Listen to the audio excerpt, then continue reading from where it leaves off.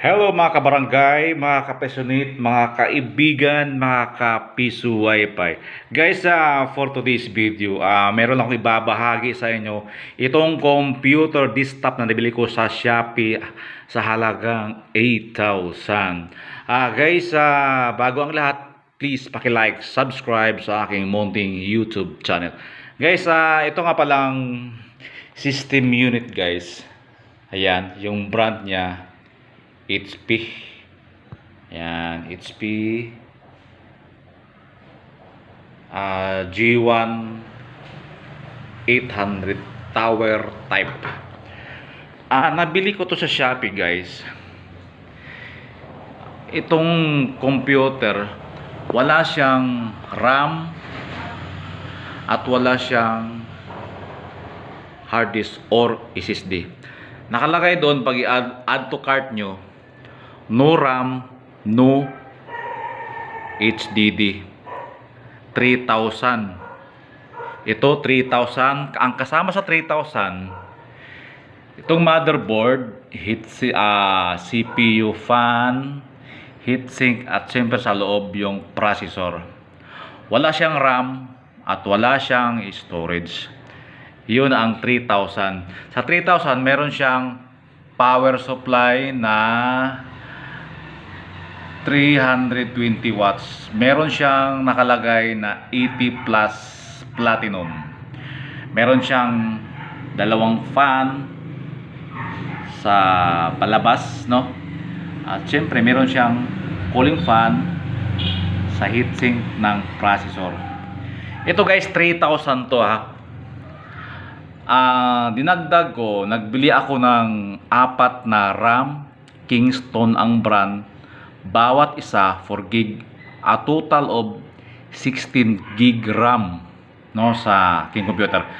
At saka itong hard disk, no, na nabili ko rin sa Shopee sa halagang 850, na may kasama na siyang mga games at saka operating system Windows 10. Sa Shopee, yung store nila, ano yata yun, PC Blitz, yung store nila.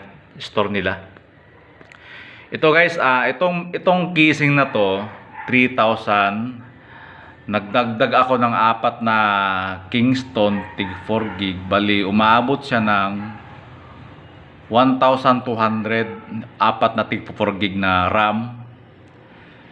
So naging 3,000, 4,200. Itong namang hard disk 850, so nagiging 5,500. Tsaka itong monitor 1,800. Yung brand niya is Dell 20 inches. Kahit second hand siya guys, matibay siya, branded, no? Sa likod naman yan, meron siyang, wala siyang HDMI, VGA lang yung nakalagay sa likod. Ito naman yung sa saksakan natin sa likod. Ayan, meron siyang meron siyang cooling fan galing sa power supply at saka cooling fan sa loob ng system unit. Meron siyang mic, ito palang mic. Ito yung audio. Meron siyang 4 na USB port. At siyempre dito nakakabit yung VGA cord. Ito naman yung keyboard, mouse and keyboard, at saka ito yung UTP cable off galing sa internet. Yan naman yung power supply niya, easy cord. Yan naman yung tawag ito, hindi ko alam, parang DBI yata ito, port display. Meron siya dalawa. Yan yung monitor, Dell yung brand. Guys, itong computer na to guys, yung processor niya, naman niya guys,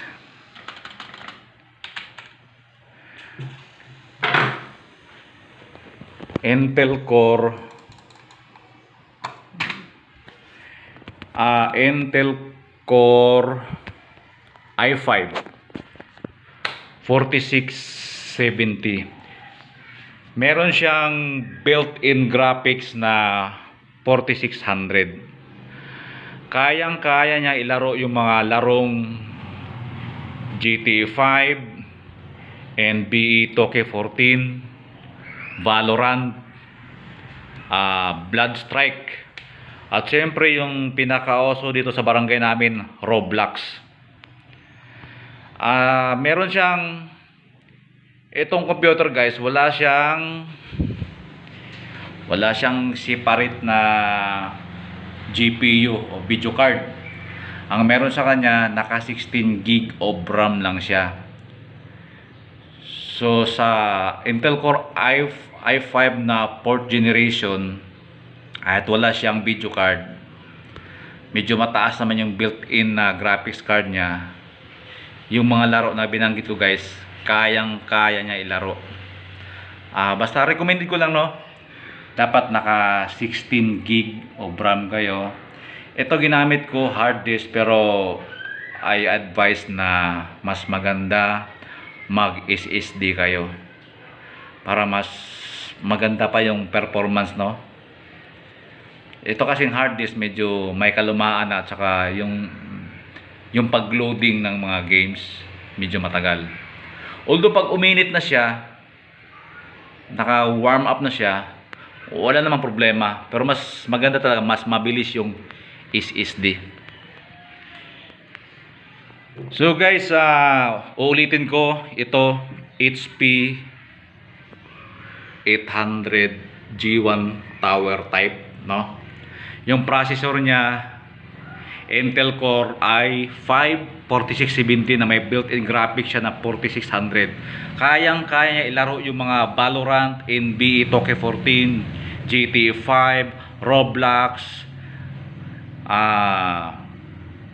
Valorant, tsaka yung Bloodstrike. Guys, ito na siguro ating video ngayon guys, no. Pwede na siya pang PisoNet sa halagang 8,000. Itong system unit 5,500. Ito naman siya 1,800. Hindi pa kasama yung shipping, hindi naman gaano malaki yung shipping eh.